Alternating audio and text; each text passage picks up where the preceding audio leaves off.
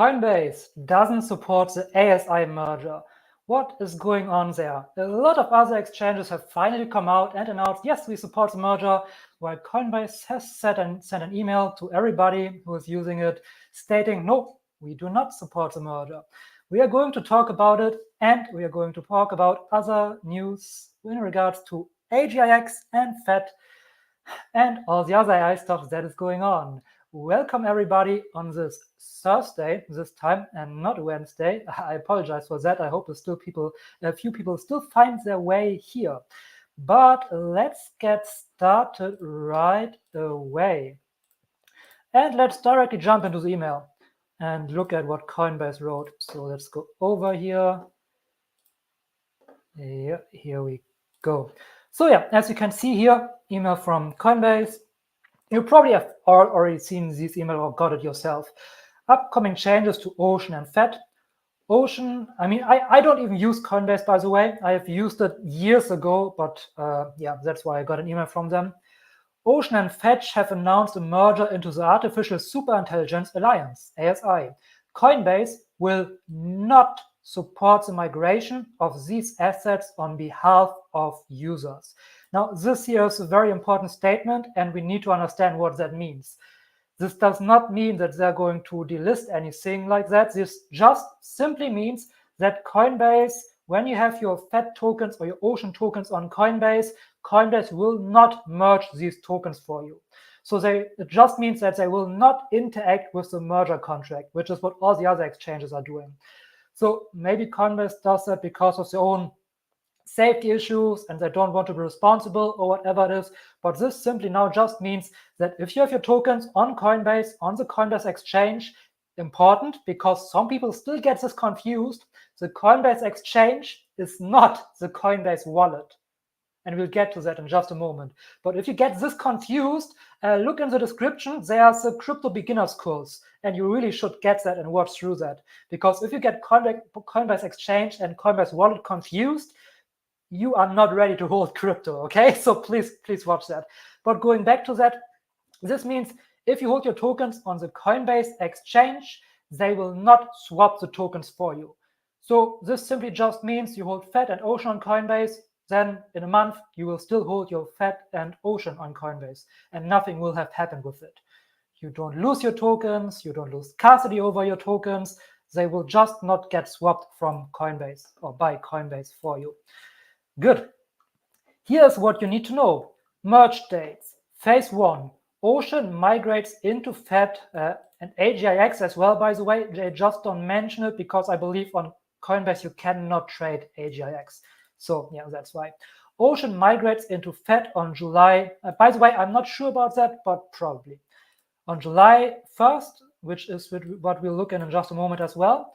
And phase 2, ASI launch and FED merger into ASI in mid to late July 2024. So 15th is our date. On Binance, I believe already on the 7th. So Coinbase will not migrate Ocean to FED or FED to ASI on behalf of users.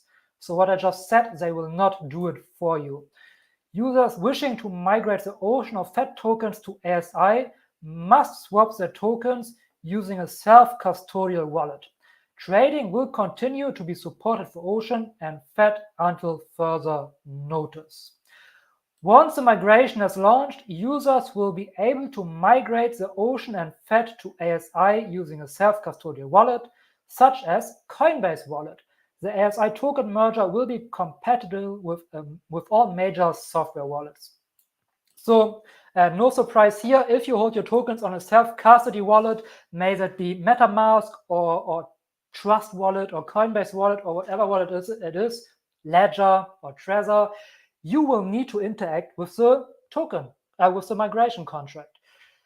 No surprise there. We knew this from the start. Everybody who didn't want to go through the hassle of swapping it yourself and put their tokens on Coinbase, well, if you still want to have it swapped by an exchange, get your tokens off from Coinbase and send them to Binance or Crypto.com or any other exchange like that. Coinbase will not do that for you. Or if you believe in decentralization and you don't like exchanges anyway, put your tokens on a self-custody wallet. if you have a seed phrase that you never share with anyone and never put it on the internet, never, then your wallet is self-custody, okay? And that means you will need to interact with the token swap contract, which probably will be just a click of a button and then you swap the tokens, right? It will not be complicated. But yeah, this is what it looks like. Now, I've said on this channel before that Coinbase is supporting the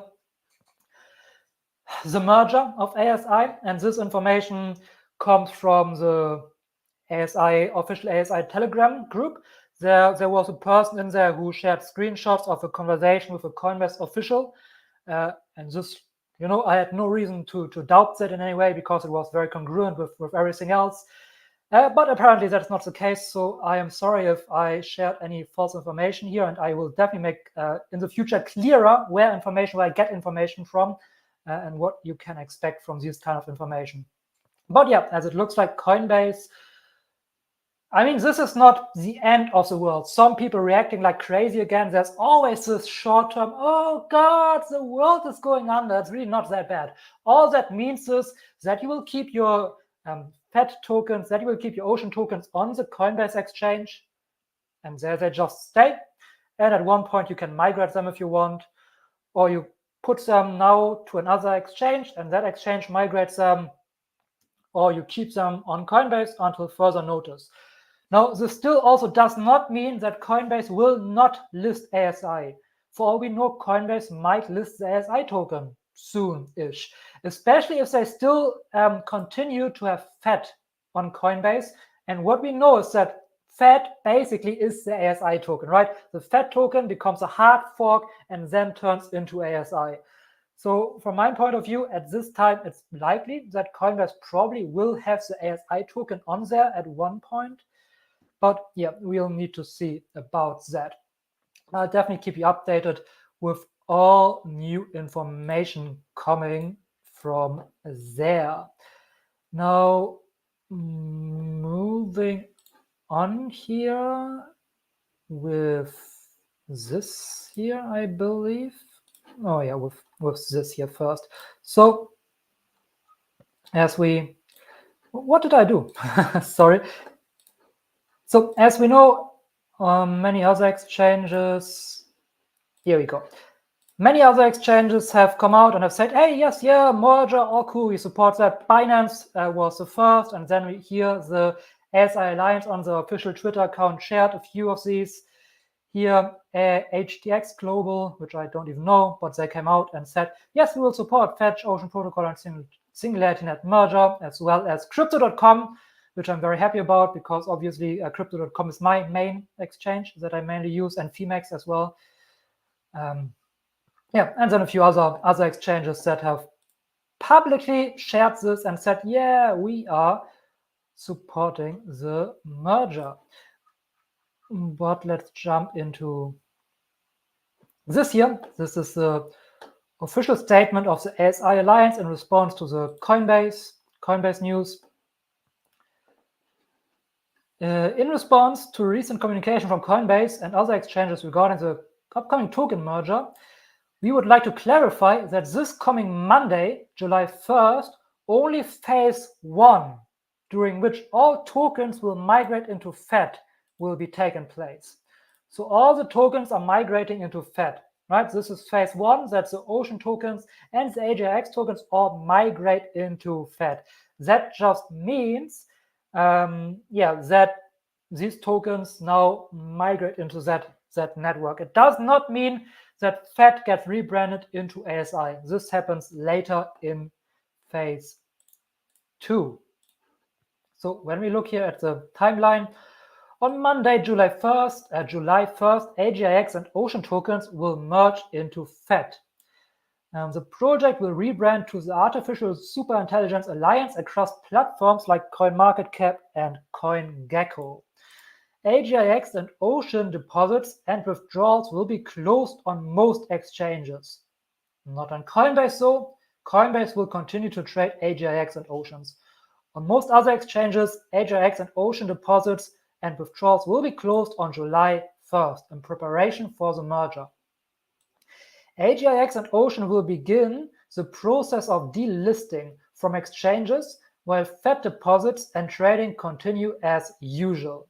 Right, that makes sense because AGX and Ocean will merge into Fed first. So Fed will continue trade as usual, but then Fed will be rebranding into ASI at a later date.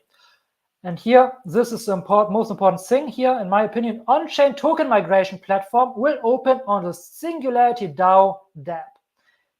Right, so this is where you can interact with the migration contact. You go to the Singularity Net DAO dApp, and there you will find the migration contracts. So this is the most important thing for you to know as someone who wants to swap their tokens into ASI. And you can simply just go to their Twitter account, the official Twitter accounts, and there you can find all the necessary links. And it will be posted across all the official Twitter accounts from them, so don't worry there. So these are the Coinbase news.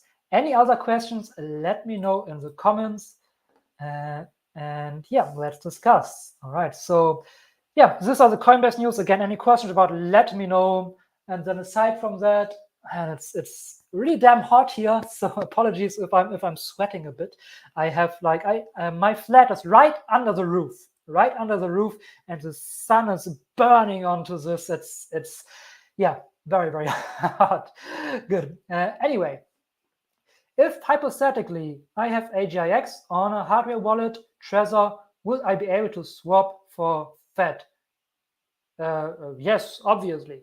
You can always swap your tokens into anything that you want if you have them in a self-custody wallet. You just need to go to a swap, so a DEX. So for example, Uniswap probably, or any other DEX. And then you can swap your tokens to whatever tokens you'd like that are available there. This is what you can do with self-custody. And I don't know about Trezor because I have a ledger, but if Trezor is anything similar to Ledger, you probably have an internal token swap where you can internally, via the wallet, just have an internal swap where you can change your tokens, right? So yeah, you can do that. Any other questions, keep them coming. If that's not the case, obviously I will answer questions throughout the entire stream, but let's move on here. First of all, one thing that I want to jump into here is my channel, obviously. Have you seen this video here? Realistically, how long until AGI, right? Human level AGI. If you have not seen this video, I highly recommend you watch that.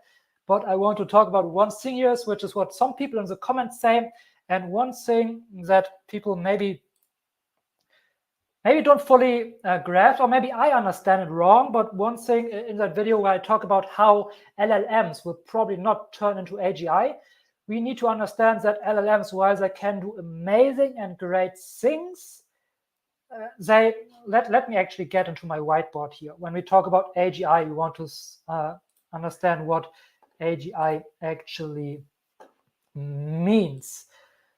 And some people say, hey, if you scale up LLMs, they will be even more powerful and turn into AGI. And there were a few argumentations under my video. So I want to jump into that and address that really, really quick. So first of all, AGI, basically human level intelligence. I have a video about what AGI actually is. You can watch that, but we want to understand what an LLM does. So if we look at an LLM, so let's say this, oops, very ugly. This line here is, I just make human knowledge. This is all of human knowledge, right? This is the ceiling of human knowledge, this line. And now an LLM is trained on all of this knowledge, or let's say a lot of this knowledge, obviously, maybe even at one point, all of this knowledge. What we have seen for now from LLMs, and what I believe what we will continue seeing in the future, is that LLMs are trained on this knowledge. They can make cross connections, right, between this knowledge. So we have knowledge point. Let me pick a different color for that. We have a knowledge point here, and we have a knowledge point here. and they can make cross connections that maybe before were not seen, right? But it's still the realm of human knowledge that these LLMs communicate in. It's all based on the knowledge that humans have. So for example, for medical treatments, if you feed all the data of a medical issue into an LLM, it maybe sees this point, right, all the medical data, and it can cross-connect it to another point of human knowledge. And by this, make a new assessment that humans maybe couldn't do before. This is amazing, and I'm not saying they're not great and fantastic use cases for LLMs, but it's still all in the realm of human knowledge. It's just cross-connected, which can be great and is great and has amazing use cases, but this is not what we would understand as AGI. What I would like to see is how LLMs are not bound by this realm of human knowledge anymore and make cross connections between different human knowledges, if this is the right way to describe it, but they actually grow beyond it and they make their own discoveries and grow beyond human knowledge. Right? This here maybe looks like they're growing beyond it, but they don't. They're actually still in the realm of human knowledge. They just make new cross connections. But for an AGI, one thing that I would like to see is how they grow beyond it. And if you just scale up an LLM more and more, I don't think this is possible. Like they maybe make broader and greater cross connections, but this scaling beyond human knowledge is something I don't really see. And people argue with, yeah, they will get better and have even more knowledge, and they will have so much more that they can say. And yes, that all might be true, but for me, these are all just further, right, cross connections from one point to the other, and maybe even greater cross connections that help us as humans to make new discoveries. But then again, we as humans make this step here and not the LLM. And this is what I would like an LLM to make if we seriously want to talk about AGI here. All right, I hope that makes sense. If you have not seen my video about an AGI timeline, I recommend you watch that. All right. What will be IPO of ASI? There's no IPO of ASI, right? IPO is what even is initial pool offering, initial public offering? There is, right? You have the fetch token, the AJAX token, and the ocean token, and they all merge together. So yeah, there is no initial public offering as you understand it. I would say so, because like the tokens are all already distributed. The tokens are all already distributed. There are no new tokens coming into that ecosystem, right? It's the AGX tokens, the ocean tokens, and the FET tokens, and they merge together. But the single tokens, they are distributed already. There's nothing new coming into the ecosystem. Old holders are still the old holders, original holders, if that makes sense. Does the merger goes on Kraken? I don't know. I don't know about every single specific exchange. I would say yes, but I would need to Google that, and you can just Google that yourself, I guess. But I would say yes. I would say yes, but I am not sure. I cannot give you a definite answer to that. Initial price offer. The initial price will be the price of FET. Right, the initial price will be the FET price. Whatever price the FET token has will be the price for the ASI token. They are backed 1-to-1. Yes, so just as the AJX and the ocean tokens are backed 0.433 to 1, the FET token is backed to the ASI token 1-to-1. So ASI and FET are always the same price. All right, it's so freaking hot in here, man.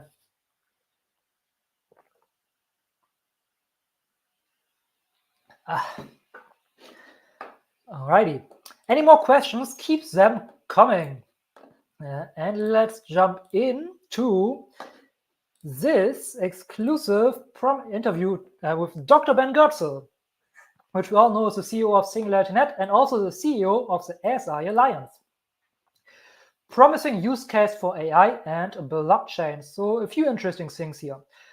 Goetzel highlighted the ethical approach of the ASI Alliance in compensating individuals fairly for their data contributions, unlike big tech's often exploitative practices. And I really like this statement here. And obviously, we already see this with Ocean, for example, who give you tokens, basically pay you for your data that you decide to put online. Big tech companies, they just take whatever they can find, right? You have seen this especially with Adobe, right? You probably all know about the huge legal cases that Adobe has. Not legal cases, I'm sorry, I don't think these are legal cases, but still huge disputes with former Adobe creators, especially Adobe stock creators, and then the Adobe companies themselves for compensation, because they just basically screwed them over and used them to train their Firefly model without any notice. They just basically said, hey, we do this, and this is it. But then obviously also OpenAI with training on data that they are basically not allowed to train on. Also their video model, Sora. 11 Labs also has issues now. So there are a lot of issues with big tech companies just taking this data just because they can, right? And with decentralized AI development, and especially AI development on a blockchain, we can make sure that everyone is fairly compensated.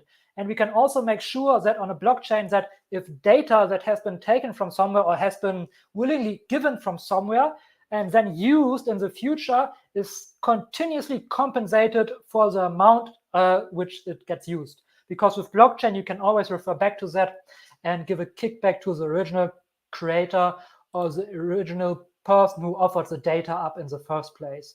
And this is, I think, one of the best and most amazing use cases of blockchain there is.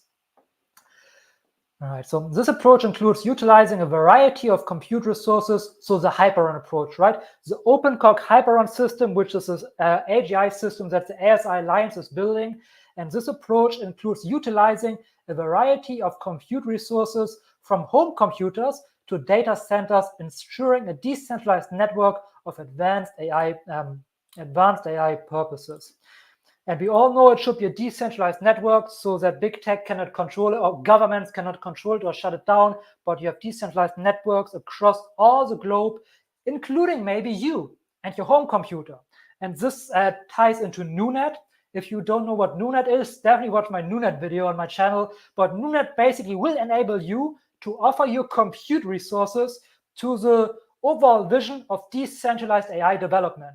So we can all be part of this. And NuNet will probably be working very, very simple, where you basically just have an app, and then you open that app, and as long as that app is open, you basically rent your compute and processing power out for processing operations to the decentralized AI network. And for that, you get a kickback of tokens back to you. And this is an amazing approach because you can actually monetize your compute resources, your data. And we all know this works very well if you incentivize compute resources with tokens, because as mentioned a couple of times, Bitcoin is the biggest compute network on the planet. How did Bitcoin become the biggest compute network on the planet? By incentivizing people to build up more compute and then giving tokens as a kickback, right? So yeah, there's our proof of concept. So I see a bright future for the ASI Alliance in this regards. And I mean, we don't need everybody can participate, right? Unlike in Bitcoin, where you cannot participate with your laptop or your mobile phone because you will never earn anything. With NuNet and the ASI Alliance, everybody can participate. Right? You can just have your smartphone and you can have this running in the background. Even if it's not a lot, but there's still a little bit of compute that can be used to process certain operations, and you get a kickback in tokens. So I believe this is an amazing concept, and the thing that really excites me most, and I got a comment on that on one of my videos, and I love that comment.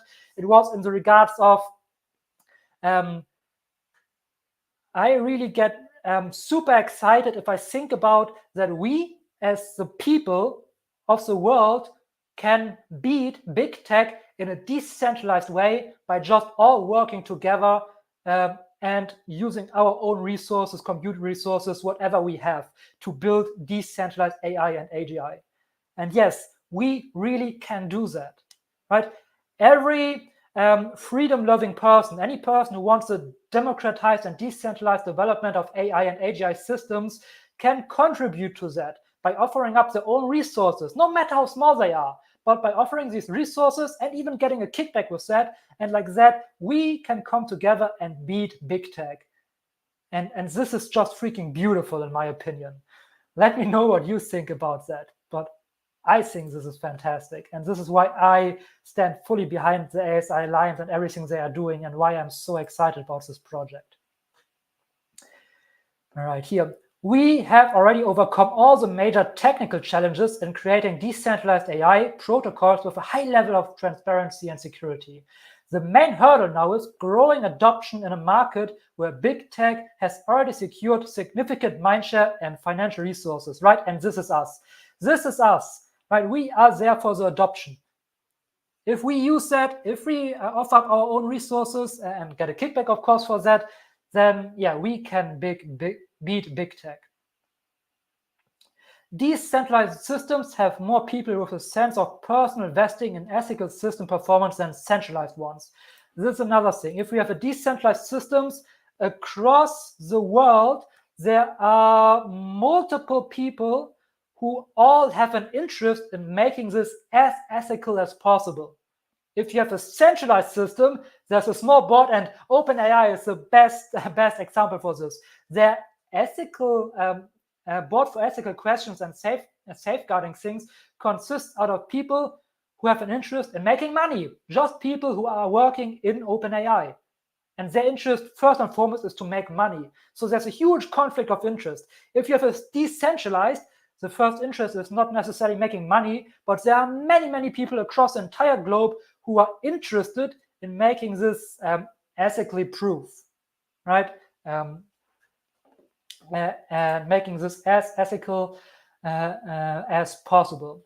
So this is another very great advantage of decentralized AI development. Jumping into an interview that Dr. Ben Goertzel recently gave, and this is just more Hyperon stuff. And here he briefly talks about the merger and explains Hyperon a little bit. And again, OpenCog Hyperon is the AGI approach, or the main AGI approach of the ASI Alliance. This is the thing that we all want to succeed and come forward. So let's listen to what he says here. Yeah, so I'm involved in a few different initiatives. So SingularityNet is a decentralized platform for AI with a focus on AGI, and we're in the middle of merging that with Fetch and Ocean, two other decentralized platforms, to make what we call the ASI, Artificial Superintelligence Alliance. But all that's about how do you take an AGI system and run it in a decentralized way, so there's no single owner or controller. It's kind of agnostic as regard to how do you create the AGI itself, right? Like you could run. And this is something where I want to chime in here real quick. It's agnostic to how you create the AGI itself. And this is another great advantage of decentralized AI development, because you don't have a central company or central authority who's very stifled and not very flexible, but you have Ocean, you have FET, you have SingularityNet, and they're all still their own entities. And they have their own ideas and their own innovation. And they're all building on OpenCog Hyperon, the AGI approach. And the great thing about OpenCog Hyperon is that with its distributed atom space, it's built in a way that it can combine all the different approaches together within itself, leading to a lot of innovation, potentially a huge innovation potential, and to a lot of exciting acceleration of AI development in the future. Deep neural nets on SingularityNet platform. You could run an evolutionary learning system, or you could run a hybrid system like the OpenCog cognitive architecture that I'm working on. And the idea with the OpenCog system and its new version, OpenCog Hyperon, is to take a number of different AI techniques, each of which has a long history in the AI field, and make them all interoperate very closely together on this one self-modifying distributed knowledge graph. So you have neural networks, you have logical reasoning systems, which are better at complex logical reasoning chains than neural nets currently are. You have evolutionary learning methods, which simulate an evolutionary process to be very creative. rather than just kind of recombining their inputs.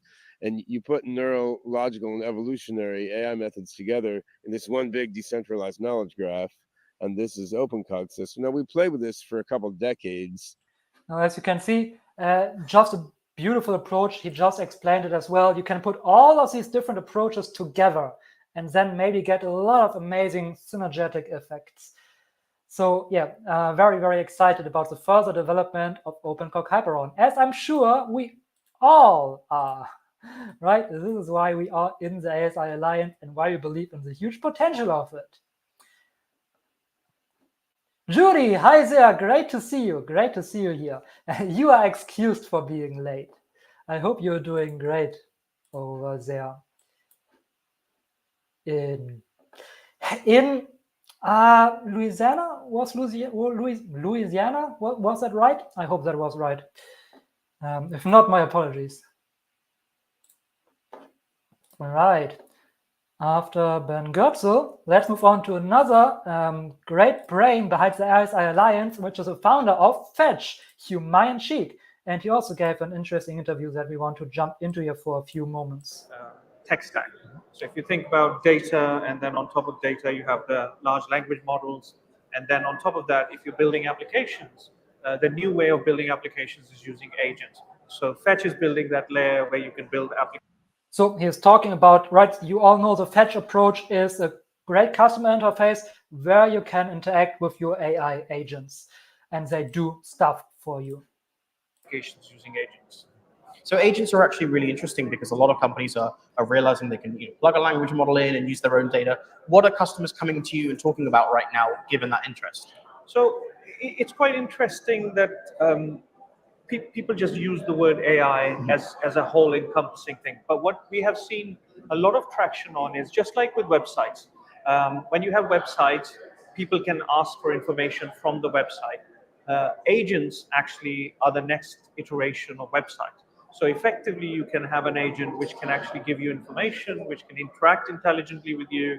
It can do tasks for you. So the most businesses that we're seeing, especially the small and medium enterprise, who don't have the resource to build technology, are coming and looking for information and application layer. And that's where the agents fit in. So we're seeing quite a lot of traction there. So it's not. So as you can see, agents, good metaphor here, basically like a better website or the new version of it as an information and application layer. Now I have a graphic here that makes that a lot clearer what he's actually talking about. So let's jump into that. I thought this one was very great. So let's look at that for just a few moments here. So this is basically FET, or how FET works. I hope you can all see that.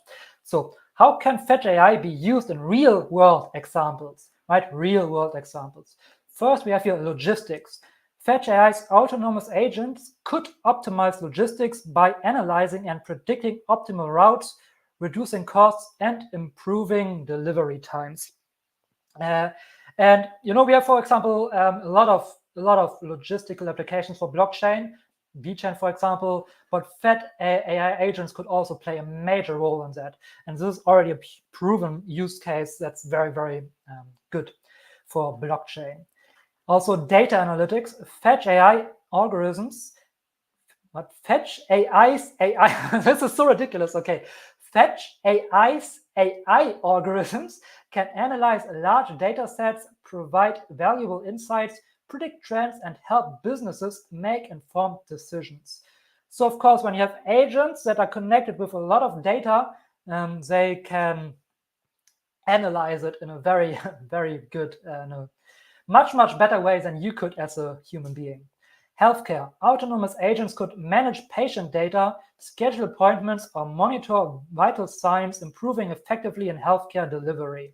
Now, this is something we breached on earlier, where we talked about how AI models can make new or better statements about issues in healthcare.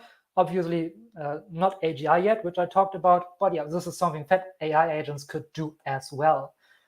Fed AI could automate trading strategies, predict market trends, and provide personalized financial advice, optimizing financial services.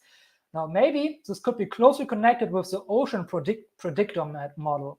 or maybe it will be closely connected with the ocean predictor model. Smart cities. Fetch AI could manage urban infrastructure like traffic lights or energy grids, optimizing resources based on real-time data and predictions.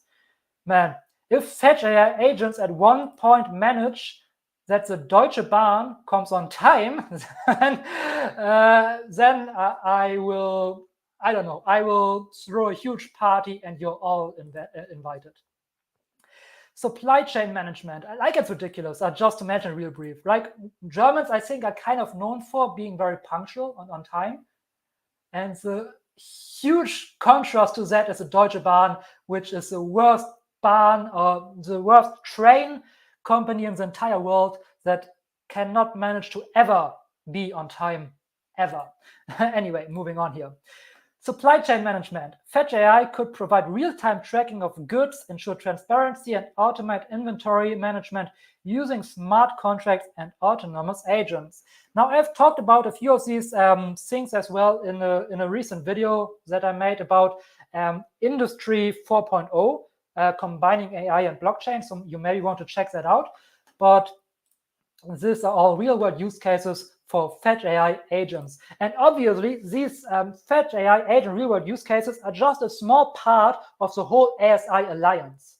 And when the Fetch AI agents are connected with OpenGOG Hyperon, which then is connected with the Ocean Protocol data layer, this is when the real fun starts. So I'm really looking forward to that. If I have Fetch on my Tangam card, will I be able to swap it for ASI, or if someone has it on Coinbase wallet? I don't know what a Tangam card is, so I have no idea. But you will always be able to swap your tokens if you have self-custody over your tokens. So this is something I mentioned earlier. If you are not sure how a self-custody wallet, such as a Coinbase wallet, works, I highly recommend you go into my video description and check out my beginner's crypto course, because there I explain that. And if you hold your tokens on your Coinbase wallet and you are not sure what that means, what a self-custody wallet is, or if you can swap your tokens via your self-custody wallet, I highly recommend you go in there, because this is important knowledge that you should have if you take the step of taking your tokens in your own self-custody.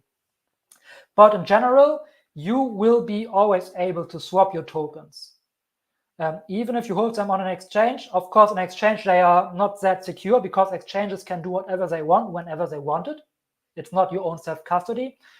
But yeah, even if you hold them on Coinbase and Coinbase doesn't support the merger, as they don't, you can still take your tokens off there and do with your tokens whatever you want. Right? You can swap them within the internal swap or on Uniswap or on whatever other decentralized exchange you would like to swap them.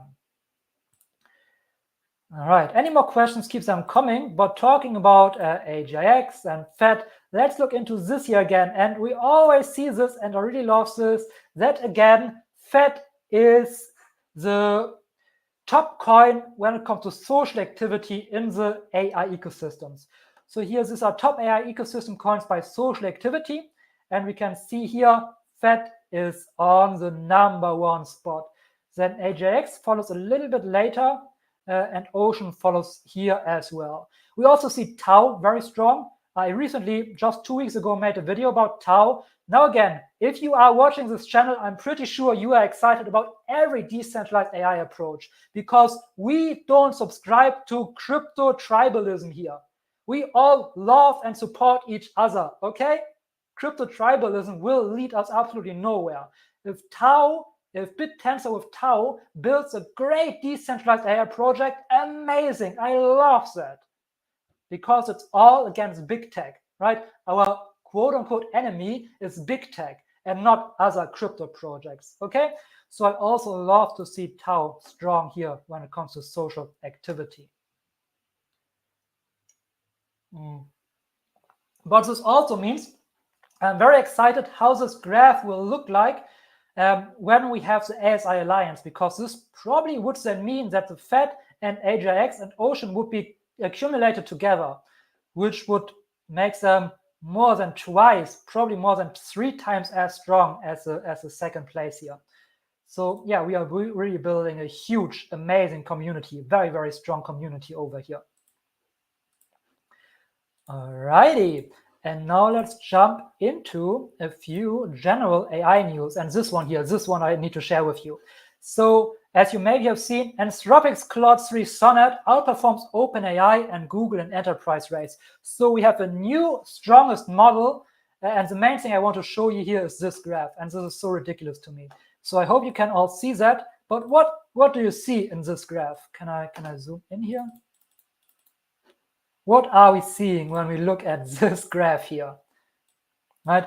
You have GPT-4 here, then we have here GPT-4 Turbo, GPT-4 Turbo again, GPT-4o, right? See this, and we have here Claude 3, then we have Claude 3.5, and you see the difference between GPT-4o and GPT 3.5, and everybody is going crazy. Everybody's saying, oh God, major leap and amazing, and did you see what just happened? My God. And then you see, let me make this absolutely clear. You see,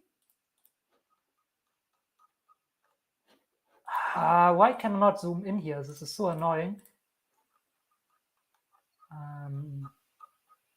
Yeah, that's stupid. I cannot properly zoom in, but I think you get what I mean. You see this here. You see this. Everybody is going crazy for, oh my God, it's so powerful, it's so strong, it's such an improvement. And you see this. And you see how this graph develops. This illustrates a point I've been making for quite a while, and that other people have been making as well, that with LLMs, we basically have hit a ceiling. You just see incremental improvements. Sure, it's a newest best model, but you see the steps they are taking. It's like people are going crazy from a step from here to here. Right? This is nothing. It's a bit ridiculous how crazy people are going over this small step. And I believe this is a huge, huge advantage that the ASI Alliance has, because they don't have just an LLM, but as I said earlier, they have multiple different approaches that they can combine together. And with that, we have the possibility to make not these steps, but actually a step from here to up here, if all the synergy works out. So this just gets me more excited about what the ASI Alliance is building with OpenCog Hyperon. And if I see these incremental steps, it's just a bit ridiculous to me how crazy are people going and how they're hyping this up. At this point, this is really just media hype. I don't know what else to say to this. It's just media hype, hyping people up like crazy as a way to market their own product.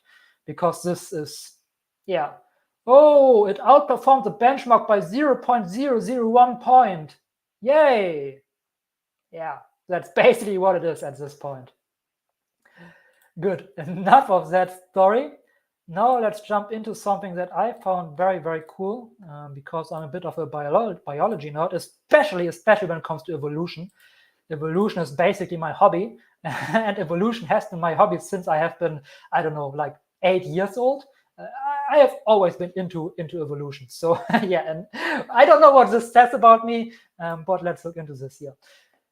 First of all, I have to say this is still a bit of a ridiculous headline, because it doesn't have that much to do with evolution. They just use it as an example. But yeah, Meta alum launches AI biology model that simulates 500 million years of evolution. What does I mean by this very misleading headline? Let me zoom out again. They mean that they want to make biology programmable, and they have a generative language model that can follow prompts and design novel proteins. In tests, the model was able to generate a novel green fluorescent protein, which would have taken hundreds of millions of years to evolve naturally. Now, this statement is not that exciting. It's a little bit dumb, in my opinion. I don't know if dumb is the right word, but this statement doesn't make a whole lot of sense for me. Oh, yes, obviously we can generate something faster in a computer environment than evolution can do it by itself. But it's still very, very amazing to see how this AI model can create novel proteins. right? This is now a fluorescent protein, not too exciting, to be honest, but the meaning of this is very exciting to me. If we look here, it has a sequence that is only 58% similar to the closest non-fluorescent protein. So it's a very, very different protein from everything we have known so far. Now, why is this so exciting? Because it opens up a plethora of possibilities, not just biology-wise, but also when it comes to medical treatments, right? If we can synthesize new forms of proteins or other biochemical structures, we have a huge leg up when it comes to medicine, because a lot of treatments work in a way that they utilize biological proteins, or proteins. Every protein is biological, so yeah, proteins in general or other biological molecules. So this is a very exciting thing about this. Now, in talking about this is what I mentioned earlier when I talked about LLMs and AGI.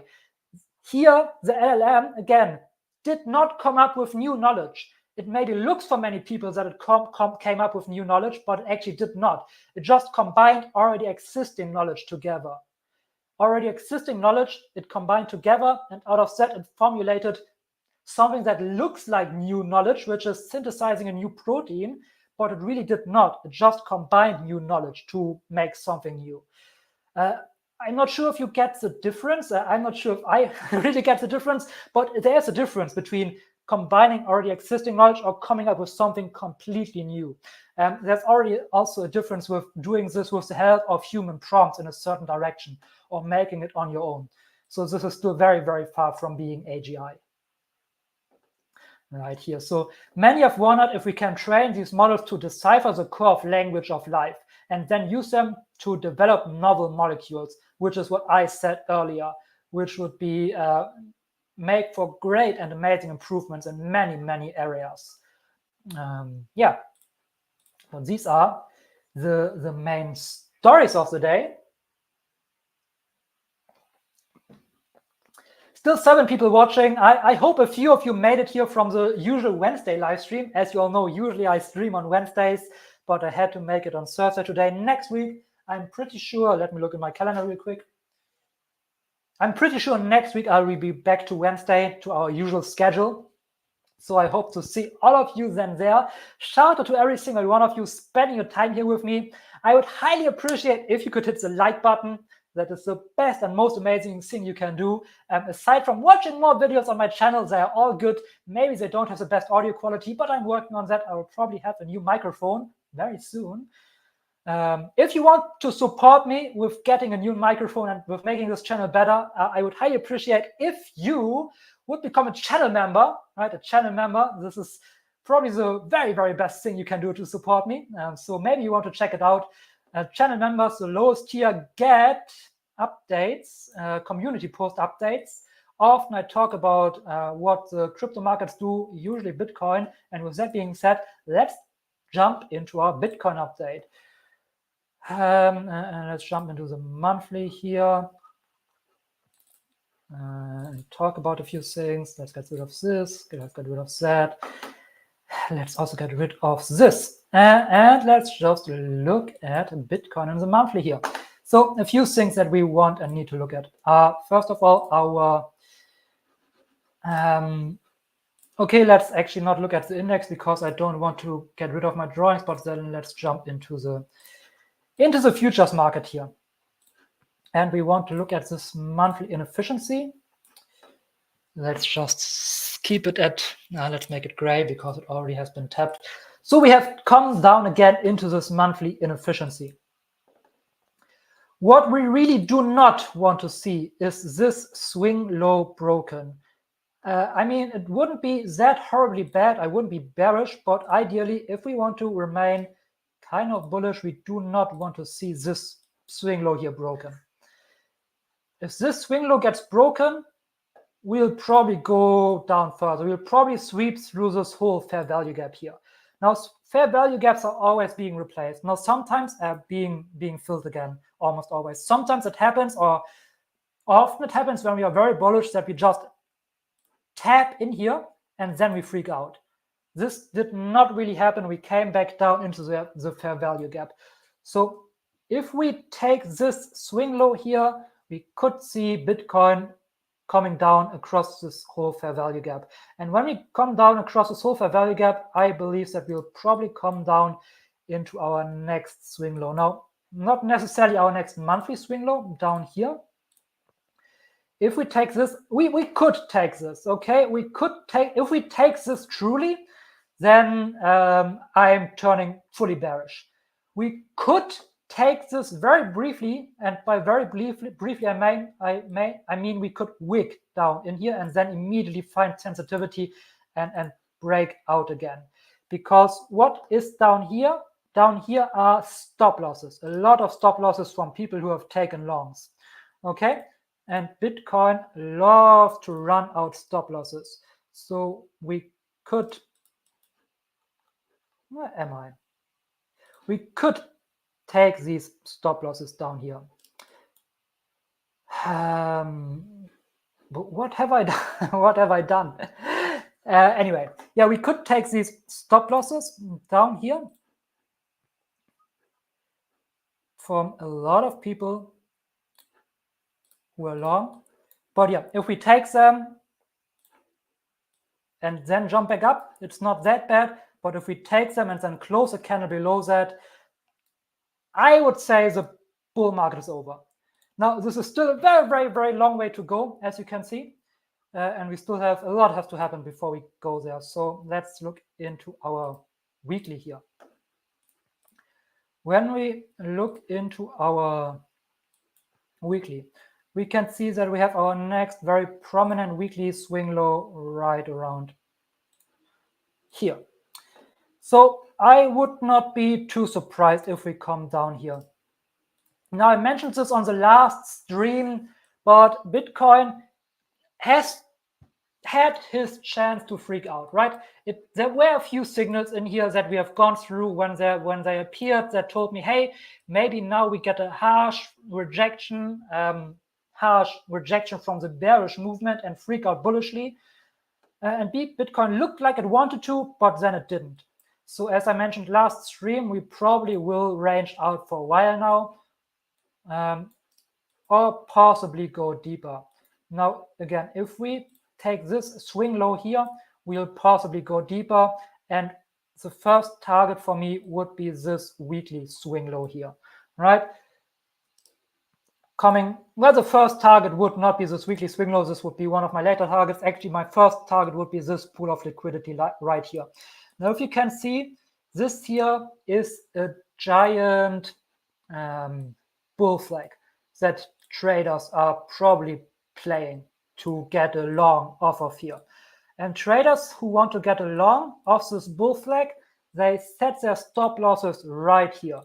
Their stop losses are right here. So here we have a pool of liquidity. So this would be my first target if we take this swing low, that we dip into this pool of liquidity, because again, Bitcoin runs out liquidity.